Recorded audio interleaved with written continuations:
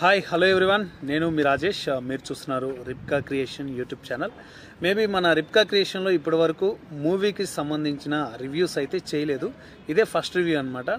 ఈ రివ్యూ చేయడానికి కూడా మెయిన్ రీజన్ ఉంది. మీరు థంబ్నెయిల్లో చూసినట్లే చాలామంది కంగువ సినిమాకి సంబంధించి చాలా నెగిటివ్ స్ప్రెడ్ చేస్తున్నారు. నెగిటివ్ అంటే మేబీ నాకు అనిపించింది, ఒకరు కాదు ఇద్దరు కాదు, మ్యాక్సిమం ఇది ఒక 4-5 లాంగ్వేజ్లో రిలీజ్ అయితే ఆ 4-5 లాంగ్వేజెస్లో కూడా కంగువాని నెగిటివ్గానే స్ప్రెడ్ చేస్తున్నారు. ఎలా అంటే రకరకాలుగా అరుపులు ఎక్కువ ఉన్నాయి, సినిమా స్టోరీ లేదు, సినిమా క్యారెక్టరైజేషన్ బాగలేదు, సూర్యకి అసలు సెట్ అవ్వలేదు, ఇవన్నీ చాలామంది రకరకాలుగా మాట్లాడారు. బట్ నేను నిన్న మూవీ చూడడం జరిగింది. రివ్యూస్ అని చూశాను. చూసిన తర్వాత కూడా అరే బాగుండదో అనేసి వెళ్ళి మూవీ చూడడం అయితే జరిగింది. మూవీ చూసిన తర్వాత నాకు ఇందులో నచ్చిన పాయింట్స్ అండ్ అవతల వాళ్ళు ఈ సినిమా గురించి ఏదైతే నెగిటివ్గా మాట్లాడారో ఆ నెగిటివ్ పాయింట్స్ ఎందుకు మాట్లాడారు ఏంటి అనే ఇన్ఫర్మేషన్ ఇన్డెప్త్గా మాట్లాడుకుందాం. కంగువ మూవీ గురించి మీరు క్లియర్ కట్గా తెలుసుకోవాలి అనుకుంటే మాత్రం అంటే కూడా స్కిప్ చేయకుండా చివరి వరకు చూడడానికి ట్రై చేయండి.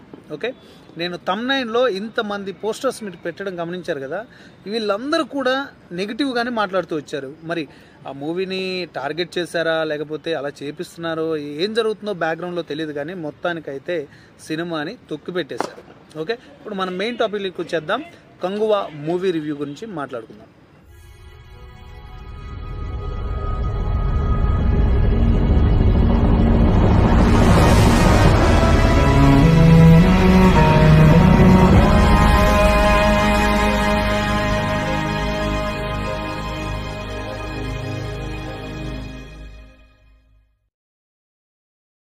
ఫస్ట్ వన్ ఏంటంటే, మనం డైరెక్టర్ శివ గారి గురించి మనకు తెలుసు. ఆయన సినిమాల్లో ఎమోషన్ ఉంటుంది. ఎమోషన్ కూడా మామూలు ఎమోషన్ కాదు, కోర్ ఎమోషన్ ఉంటుంది. ఏదైనా ఒక చిన్న పాయింట్ పట్టుకొని ఆ చిన్న పాయింట్ చుట్టూనే సినిమా తిప్పుతారు అని ప్రతి ఒక్కరికి తెలిసిందే భయ్య, మన అందరికీ. ఆయన సినిమాలు జనరల్గా ల్యాగ్ ఉంటుంది. అంటే దీంట్లో ఫస్ట్ నెగిటివ్ చెప్తున్నాను, ఆ సినిమా నిజంగానే ల్యాగ్. అంటే కొన్ని సీన్స్ అయితే అక్కడక్కడ ఎందుకు వచ్చారా బాబు, ఇవి పెట్టకపోతే బాగుంటుంది కదా అనిపించేలా ఉంటాయి. కొన్ని సీన్స్ నెక్స్ట్ లెవెల్ ఉన్నాయి, అసలు విజువల్గా అయితే వండర్ అన్నయ్యలా అనిపించేలా ఉంటాయి. బట్ డియోల్ గారు ఉన్నారు, బట్ ఆయన క్యారెక్టరైజేషన్ చాలా తక్కువ ఉంది భయ్య. ఆయన అంటే స్క్రీన్ ప్రెజెన్స్ ఎక్కువ లేదు, ఏదో పెట్టుకోవాలి కదా అని పెట్టుకున్నట్టుందనమాట. బట్ ఇవి రెండు మైనస్ తీసేస్తే సినిమా నాకైతే ఎక్కడ రిమార్క్ పెట్టడానికి కానీ లేదు. ఇంకోటి అక్కడక్కడ బ్యాక్గ్రౌండ్ స్కోర్ అయితే కొంచెం డిసప్పాయింట్ చేసింది. బట్ ఓవరాల్గా అయితే సినిమాకి ఇంపాక్ట్ ఇచ్చింది, బాగుంది.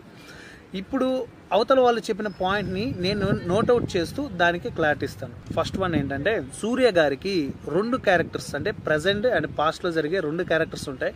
ఈ 2 క్యారెక్టర్స్కి సూర్య గారికి అస్సలు సెట్ అవ్వలేదని మాట్లాడారు. సూర్య గారికి నిజానికి నాకు తెలిసిన సినిమాలకి సంబంధించి సూర్య గారికి యాప్ట్ అయిన క్యారెక్టర్స్ అనమాట. కొంతమంది ఏం చెప్పారు, ఆయన విగ్ పెట్టినట్టుంది, ఆయనకి సరిగ్గా సెట్ అవ్వలేదు ఆ విగ్ అవన్నీ కూడా అనేసి అన్నారు. అక్కడ విగ్ పెట్టినట్లేదు, రియల్ లుక్గా అనిపిస్తుంది. సూర్య గారికి 2 క్యారెక్టర్లు అయితే యాప్ట్ అనమాట. ఆయన చేసిన యాక్టింగ్ కానీ ఆయన డైలాగ్ డెలివరీ కానీ ఓన్ డైలాగ్ చెప్పారనమాట సినిమాలో. బట్ అది కూడా బాగా అనిపించింది ఓవరాల్గా. సూర్య గారి క్యారెక్టర్ అస్సలు బాగలేదనే నెగిటివ్ స్ప్రెడ్ అయితే ఎక్కువైపోతుంది. ఇంకొకటి ఏంటంటే, అసలుకి సినిమాలో ఏముంది అంటే కంటెంట్, కథ ఏముంది, కథ లేకుండా ఎందుకు తిప్పుతున్నాడు సినిమా అనేసి రకరకాలుగా మాట్లాడారు. మీకు కథ ఎక్కడ కనెక్ట్ అవ్వలేదు, కథ ఎక్కడ నచ్చలేదని చెప్పండి భయ ఒకసారి నాకు. 100% కథ ఒక చిన్న పిల్లవాడి చుట్టూ తిరుగుతూ ఉంటుంది. దాన్ని అంటే ఒక పాయింట్ వాళ్ళ అమ్మకి ఇచ్చిన మాట కోసం, బాబుకి ఇచ్చిన మాట కోసం మళ్ళీ 1000 సంవత్సరాల తర్వాత సూర్య పుట్టడం, తనని సేవ్ చేయడం, ఇవన్నీ కూడా కథకి ఇంపాక్ట్ కలిగిలేదా నిజంగా చెప్పండి? కథ చాలా ప్రెడిక్టబుల్గా ఉంది. అంటే ఒక చిన్న బాబు చుట్టూ కథ తిప్పడం అనేది వండరు. అలాంటి కథను మీరు పట్టుకొని అసలు కథే లేదు, ఎందుకు తీసాడో కూడా తెలియదు, అసలు సినిమాలో కథే లేదంటే అసలుకి ఇంకా మిమ్మల్ని ఏమనాలో ఏమనుకోవాలో నాకైతే తెలియట్లేదు. మేజర్గా శివ గారి డైరెక్షన్లో వచ్చిన దరువు సినిమా గురించి మాట్లాడుకుందాం. అప్పట్లో ఎంటర్టైన్ అంత అద్భుతంగా ఉంటుంది సినిమా. ఆ సినిమా సరిగా ఆడలేదు, మరి ఎందుకు నచ్చలేదు ఏంటో తెలియలేదు. ప్రజెంట్ ఇప్పుడు రవితేజ గారి కెరియర్లో శివ డైరెక్షన్లో అదే సినిమా ఇప్పుడు కానీ పడి ఉంటే నెక్స్ట్ లెవెల్ హిట్ చేసి ఉండేవాళ్ళు మీరు. బట్ కంగువ సినిమాని ఎందుకు టార్గెట్ చేస్తున్నారు? కంగువ సినిమా మీకు ఏం చూపించింది? ఒక్కొక్కడు ఉంటాడు అతి రివ్యూలు ఇచ్చేవాడు, వాళ్ళైతే విచ్చలవిడిగా మాట్లాడేస్తున్నారు. కొంతమంది వచ్చేసి థియేటర్ మొత్తం అరుపులే ఉన్నాయి, అసలు థియేటర్లో వాయిస్ క్లారిటీ లేదు, ఆ అరుపులకే మేము అరుస్తున్నవి కూడా వినపడట్లేదు అనేసి అంటున్నారు. 1000 సంవత్సరాల కిందట ఇప్పుడు రివ్యూ చేసేవాడు కానీ ఇప్పుడు సినిమా చూసేవాడు కానీ 1000 సంవత్సరాల కిందట ఎలా ఉందో వాళ్ళ బిహేవియర్ ఎలా ఉందో మీరు చెప్పగలరా? సినిమాలో చూస్తే 4 తెగలను చూపిస్తాడు. ఈ 4 తెగల వాళ్ళు కూడా రకరకాల లాంగ్వేజెస్ ఉంటాయి. బట్ మనకు తెలుగులోని ఎందుకు పెట్టారు, హిందీలోని ఎందుకు పెట్టారు, తమిళ్లోని ఎందుకు పెట్టారు, కన్నడలోని ఎందుకు పెట్టారు? అంటే లాంగ్వేజ్ మారిస్తే కూడా బాగా వేసుకుందామనే రెడీ అయిపోతారు వేసుకోవడానికి రివ్యూ వాళ్ళు. మేజర్గా అంటే టెక్నీషియన్స్ కాదు, రివ్యూ వాళ్ళు అయితే ప్రిపేర్ అయిపోతారు, అరే ఆ లాంగ్వేజ్ ఎందుకు పెట్టారా అనేసి. అలా అనుకుంటే మరి బాహుబలి సినిమాలో కిల్కిల్ లాంగ్వేజ్ అనేసి ఒకటి పెట్టేశారు కదా, దానికి సంబంధించి కాలకేయ మాట్లాడే లాంగ్వేజ్ గురించి. అది ఆయన అంటే నేను దాన్ని ఎక్కడ తక్కువ చేసి మాట్లాడట్లేదండి, దాని క్రెడిట్ దానికే, ఈ సినిమా క్రెడిట్ ఈ సినిమాకే. బట్ నేను మాట్లాడేది ఏంటంటే అరుపులు అనే దాని గురించి వస్తే అప్పట్లో ఉన్న వాళ్ళు అరుస్తూనే ఎక్కువ బిహేవియర్ చేసేవాళ్ళేమో ఆ తెగకు సంబంధించి. మరి అలా అనుకుంటే ఇటు బాబీ డియోల్ గారు ఉన్నారు, ఆయనకు సంబంధించి అరుపులు శబ్దాలు లేవే. ఓన్లీ సూర్య ఏదైతే ఈ తెగ వాళ్ళు ఉన్నారో సూర్యకి సంబంధించిన వాళ్ళు, ఈ తెగ వాళ్ళకే కదా ఎక్కువ అరుపులు పెట్టారు. మిగతా వాళ్ళంతా అరిచినట్టు కానీ బ్రిటిష్ వాళ్ళు ఉంటారు, వాళ్ళు అరిచినట్టు కానీ ఎక్కడ తెలియలేదు కదా. మరి ప్రజెంట్కి వచ్చేస్తే ప్రజెంట్లో ఉన్న సూర్య కూడా ఏం గట్టిగా అరిసేం చెప్పట్లేదు కదా. డైలాగ్స్ని బట్టి, ఆ స్టోరీని బట్టి, అక్కడున్న అట్మాస్ఫియర్ని బట్టి, ఆ 1000 సంవత్సరాల క్రితం జరిగిన అంటే ఆ దృశ్యాలు, వాళ్ళ బిహేవియర్స్, ఆ తెగ వాళ్ళు ఎలా ఉండేవాళ్ళు డిట్టు చూపించాడు. అలా ఫీల్ అయ్యేలా చేశాడు, అలా ఫీల్ అవ్వాలి కూడా, ఎందుకంటే మనకు తెలియదు 1000 సంవత్సరాల కిందట ఎలా ఉంది ఎలా జరిగింది అనేసి. 1000 BC సినిమా వచ్చింది కదా, దాంట్లో పెద్ద జంతువులు చూపించాడు కదా, దీంట్లో చూపించలేదు కదా అంటే అది వాళ్ళ అంటే బడ్జెట్ ఇష్యూ అయి ఉండొచ్చు. మేము కూడా అనుకున్నాం, మా ఫ్రెండ్ నేను సినిమా చూసేటప్పుడు, అరే ఇంత పెద్ద ఫారెస్ట్ పెట్టి అంత 1000 సంవత్సరాల క్రితం తీసిన సినిమాలకు వెళ్ళాడు, మరి పెద్ద జంతువులు అప్పట్లో ఉంటాయి కదా, వాటిని వాడొచ్చు కదా అంటే వాళ్ళలేదు, బడ్జెట్ ఇష్యూ అయి ఉండొచ్చు. కానీ వాళ్ళు చూపించాలనుకుని చెప్పాలనుకున్న దాంట్లో మ్యాక్సిమం చెప్పేశాడు కదా. చెప్పబోయే ఈ పాయింట్ స్పాయిలర్ అలర్ట్ అనమాట, ఎందుకంటే చెప్పేస్తున్నాను. అందులో ఒక క్యామియో రోల్ ఉంది, అసలు లిటరల్లీ ఎవరు ఎక్స్పెక్ట్ చేయలేదు, కానీ యూట్యూబ్లో కూడా వీడియోస్ వచ్చేసాయి. కానీ నేను దాని గురించి చెప్పడం అయితే జరుగుతుంది. ఇవాళకి సినిమా రిలీజ్ అయ్యి 3 రోజులు అనమాట, ఇది 3వ రోజు నడుస్తుంది. క్యామియో రోల్ వచ్చేసి కార్తిక్ గారు, ఎవరైతే మన సూర్య గారి సొంత తమ్ముడు ఉన్నారో ఆయనే చేశారనమాట. పార్ట్ 2 ఉంది దీనికి. ఈ పార్ట్ 2 అనేది కూడా ఒక విధంగా డిస్పాయింట్, ఎందుకంటే ఇప్పుడు రెగ్యులర్గా అదే అయిపోతుంది. బట్ స్టోరీలో స్ట్రెంగ్త్ ఉంది, తెలుస్తుంది. ఎందుకంటే ఆ అబ్బాయికి ఆ పవర్స్ ఉండడం కానీ, మళ్ళీ ప్రజెంట్లో ఉన్న సూర్య అబ్బాయిని ఎలా సేవ్ చేస్తాడు, ప్రజెంట్లో సూర్య, కార్తీక్ అంటే కంగువ, అబ్బాయి, ద సేమ్ టైం కార్తీక్ ఆయన కూడా ఉంటారనమాట. ఈ ముగ్గురు ప్రజెంట్లో ఉంటారు, అట్ ద సేమ్ టైం పాస్ట్లో కూడా ఉంటారు. మరి పాస్ట్లో కూడా కంగువ చనిపోయాడంటే చనిపోడు, అబ్బాయి ఒక్కడే చనిపోస్తాడు పాస్ట్లో. ప్రజెంట్కి వచ్చేటప్పటికేంటి, అబ్బాయి ఒక్కడు బ్రతుకుంటాడు, అంటే ముగ్గురు బ్రతుకుంటారు అనమాట. దీన్ని ఎలా క్యారీ చేస్తాడు పార్ట్ 2కి వచ్చేటప్పటికి? మరి అక్కడ బ్రతుకున్న వాళ్ళు, అక్కడ సూర్యని ఏం చేస్తాడు అంటే సూర్య కంగువ వచ్చేసి వాళ్ళ తమ్ముని ఏం చేస్తాడు, విలన్ అనమాట. అసలు యాక్చువల్లీ కార్తిక్ గారు రోల్ వచ్చేసి ఇందులో విలన్గా ఉన్నారు. బాబీ డియోల్ ఎవరైతే ఉన్నారో ఆయన కొడుకు క్యారెక్టర్, అంటే బాబీ డియోల్ ఒక ఆవిడని ఉంచుకుంటారు, అప్పట్లో 1000 సంవత్సరాల కిందట ఒక ఆవిడని ఉంచుకుంటారు. ఆవిడకి పుట్టిన ఒక సంతానం వచ్చేసి కార్తీ అనమాట. ఆయన క్యారెక్టర్ అయితే ఎలా ఉంటుందంటే ఇంకొన్ని జనరేషన్ వెనక్కి అంటే అంత దరిద్రంగా చూపించాడు ఆయన క్యారెక్టరైజేషన్. అంత విజువల్గా కూడా ఏంటంటే ఒక నెగిటివ్ లాగా చూపించాడు అనమాట. ఓవరాల్గా ఎలా ఉంటుంది ఏంటి అనేసి ఇంకా పార్ట్ 2లో చూడదు. పార్ట్ 2 కూడా నాకు తెలిసి ప్రజెంట్కి పాస్ట్కి పార్ట్ 1లో ఎలా చూపించాడు కంగువాలో, కంగువ 2లో కూడా సేమ్ యాజ్ ఇట్ ఈస్ అలాగే చూపిస్తారనిపిస్తుంది. చూద్దాం. స్పాయిలర్ అలర్టేం కాదు, ఎందుకంటే చాలా వీడియోస్ వచ్చేసాయి, చాలా మంది చూసేసి ఉంటారు మ్యాక్సిమం 3 days అంటే.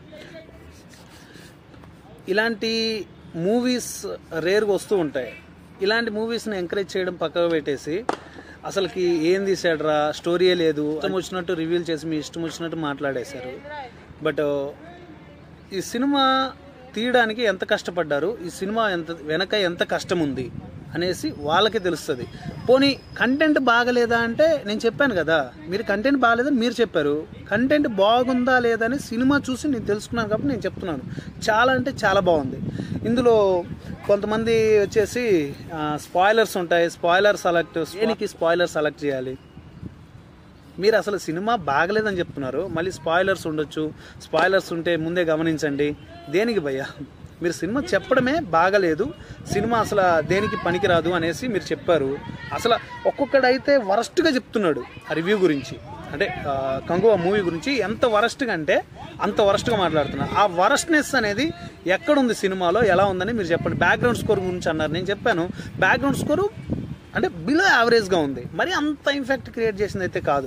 బట్ మనకి ఏదైతే టీజర్లో ఇచ్చారో అది రిపీటెడ్గా అది వచ్చినప్పుడు చాలా బాగా అనిపించింది. ఇంకా మధ్యలో వచ్చే బ్యాక్గ్రౌండ్ స్కోర్ దగ్గర అక్కడక్కడ డిసప్పాయింట్ చేసింది. బట్ ఓవరాల్గా అయితే బాగుంది కదా. ఓవరాల్గా సినిమా మొత్తంలో మీరు రివ్యూలో చెప్పింది 90% నెగిటివ్ ఉంటే 1% మీరు పాజిటివ్ చెప్తున్నారు.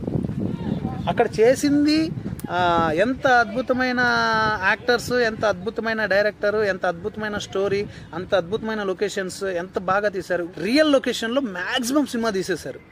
రియల్ లొకేషన్స్ మ్యాక్సిమం సినిమా ఉంది. మీరు అక్కడ స్క్రీన్ పైన చూస్తూ ఉండొచ్చు, ఎక్కడెక్కడైతే మనకి గ్రాఫిక్ ఉందో అక్కడ CGI అని ఇవ్వడం జరుగుతుంది. అందులో అక్కడక్కడ క్రొకడైల్ కానీ, చిరుతపులులు కానీ, గద్దె ఏదైతే ఉందో అవన్నీ చూపించినప్పుడు అక్కడక్కడ గ్రాఫిక్ పెట్టారు. మిగతాదంతా కూడా రియల్ లొకేషన్స్. అసలుకి నిజంగా రియల్ లొకేషన్స్లో అంత ఇంపాక్ట్ మీరు విజువల్గా చూస్తుంటే మీకు అంత అద్భుతంగా ఎలా అనిపిస్తుందంటే అది రియల్ లొకేషన్స్లో చేశారు కాబట్టి ఆ విజువల్స్ అంత వండర్గా ఉన్నాయి. అసలు విజువల్ వండర్ అంటే నాకు తెలిసి నేను బాహుబలి కంటే కూడా నేను కంగువాకే ఎక్కువ ప్రిఫరెన్స్ ఇస్తాను. ఎందుకంటే నేను ప్రభాస్ ఫ్యాన్. బట్ అందులో ఏంటి విజువల్గా చేశారు, అంటే విజువల్గా గ్రాఫిక్ చేసి అద్భుతాన్ని క్రియేట్ చేశాడు. ఇక్కడ రియల్ లొకేషన్స్లో కూడా ఒక అద్భుతాన్ని క్రియేట్ చేశాడు. అంటే గ్రాఫిక్ని ఏంటి కొంత టీం కలిసి చేస్తారు, రియల్ లొకేషన్స్ ఏంటి ఒక డైరెక్షన్ డిపార్ట్మెంట్ అండ్ ఎవరైతే ఆర్ట్ డైరెక్టర్ ఉంటాడో వీళ్ళిద్దరు కలిసి చేసే ఒక అద్భుతం అనమాట. రియల్ లొకేషన్స్లో అంత అద్భుతమైన విజువల్స్ అందించారు, అంత అద్భుతమైన గ్రాఫిక్ అందించారు, అంత అద్భుతమైన స్టోరీ ఉంది. మరి మీరు చెప్పడం ఎలా ఉందంటే భయ్యా నిజంగా చెప్తున్నా నెక్స్ట్ లెవెల్. మీరు ఇచ్చిన రివ్యూలకి అయితే నిజంగా ఎవరికి నాకే అనిపించింది ఈ సినిమా పోకూడదురా బాబు అనేసి రివ్యూ చూసిన తర్వాత. బట్ ఓవరాల్గా వీళ్ళు చెప్పింది కాదు, ఒకసారి వెళ్ళి చూద్దాం. ఎందుకంటే అక్కడ ఉంది సూర్య గారు అండ్ డైరెక్టర్ శివ గారు, మ్యూజిక్ వచ్చేసి DSP ఉన్నారు. ఇంతమంది టెక్నీషియన్స్ ఉన్న తర్వాత వీళ్ళు ఇంత నెగిటివ్ స్ప్రెడ్ చేస్తున్నారు ఏంటనేసి డైరెక్ట్ నేను వెళ్ళి చూశాను, నాకు నచ్చింది, బాగా అనిపించింది. బట్ నా సజెషన్ ఏంటంటే రివ్యూ చెప్పే మాటలు మ్యాక్సిమం వినకండి భయ్య. మీరు సినిమా చూడండి, సినిమా చూసిన తర్వాత అప్పుడు వాళ్ళు నిజం చెప్తున్నారా అబద్ధం చెప్తున్నారో మీకు అర్థమవుతుంది. 100 కోట్లు 200 కోట్లు 300 400 కోట్లు పెట్టి సినిమా ఎందుకు తీస్తారు? బాగుంటేనే కదా, కథ బాగుంటేనే కదా ప్రొడ్యూసర్ అనే వ్యక్తి ప్రొడ్యూస్ చేయడానికి ముందుకు వస్తాడు. కథలు బాగలేని కథలను తీసుకొచ్చేసి ప్రొడ్యూస్ చేసి సినిమాలు రివ్యూలు చెప్పి బాగుందంటే ఎగేసుకుని పోయి చూసేస్తారు. అదే సినిమా కొన్ని కోట్లు ఖర్చు పెట్టి ఒక విజువల్ వండర్ చేసి అక్కడక్కడ కొన్ని చిన్న చిన్న లూప్ హోల్స్ అనేవి పెట్టుకున్న తర్వాత దానికి బాగలేదు సినిమా వేస్ట్ అని చెప్తే దానికి పోకుండా ఉంటారా? 100% చెప్తున్నా, సినిమా చూడండి, మీకు డెఫినెట్లీ తప్పకుండా నచ్చుతుంది. Thank you.